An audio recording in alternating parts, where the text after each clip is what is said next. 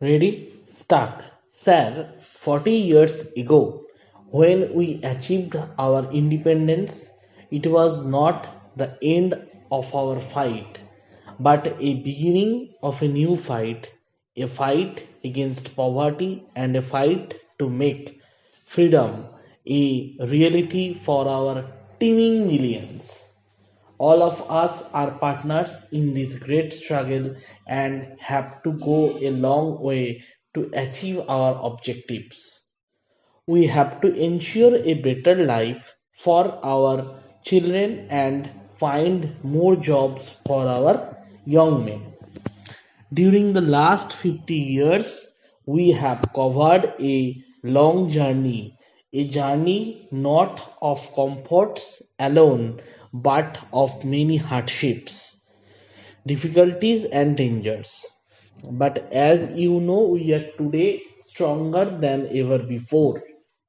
We are more resolute and united, and our democratic institutions have taken deeper roots. However, we have to see that the pace of our progress is accelerated and we fulfill our pledge. As you know, we have made some progress and have a number of achievements to our credit. But I regret to say that there are some people in our country who even question these achievements. Para. There is a mighty upsurge in India today, and we all should try to gear ourselves to meet the challenges before us.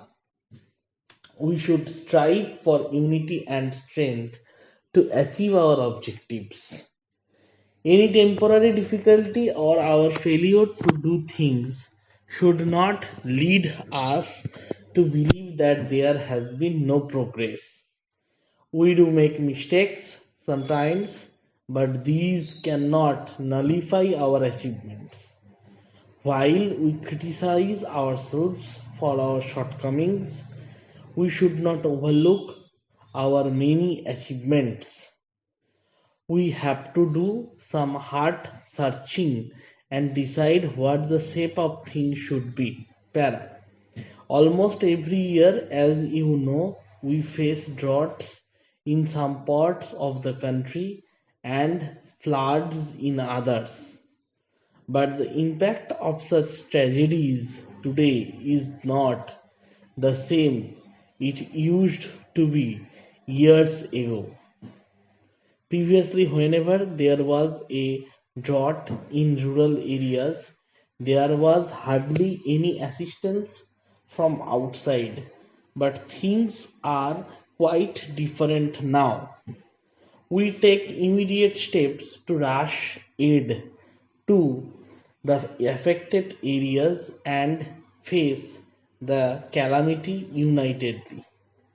We cannot prevent the vagaries of nature, but we can always face them unitedly. A significant development we see is the increasing self reliance among our people and a belief that they alone are the matters of their destiny. This is our greatest asset and a source of our real strength. Para. As you know, we have made considerable progress in the fields of agriculture and industry. 55 years ago, when we became free, our condition was really bad and we were full of anxiety. We were faced with so many problems, and it looked as if we would not be able to preserve our independence. But these people were proved wrong. We were successful in solving our problems one by one, and during these years made significant progress in every walk of life and improved our performance in industrial and agricultural fields. Food production in the country increased a large number of new factories have come up, and again all the critical and complex problems were solved one by one. Production of steel and electricity has increased. Many heavy machines which we were formerly importing are now being manufactured in the country. The development of heavy industry has enabled us to manufacture other machines indigenously. It is true that our production is largely due to rapid increase in our population. So we are always faced with the problem of how to meet the demand which is increasing day by day. Some people do not see things in proper perspective and try to belittle the achievements. Such persons who close their eyes to the realities are no friends of people.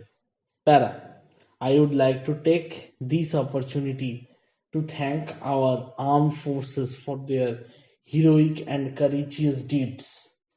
These brave soldiers and officers of our Army, Navy, and Air Force have made great sacrifices to safeguard freedom of the country which has been attacked 5 times. I firmly believe that the freedom of India will always be safe in their hands. We express our gratitude and sympathies to the families of our brave soldiers and officers who lost their lives in the fighting. All of us, including our army and police, have to make a united effort to uplift the country. Para.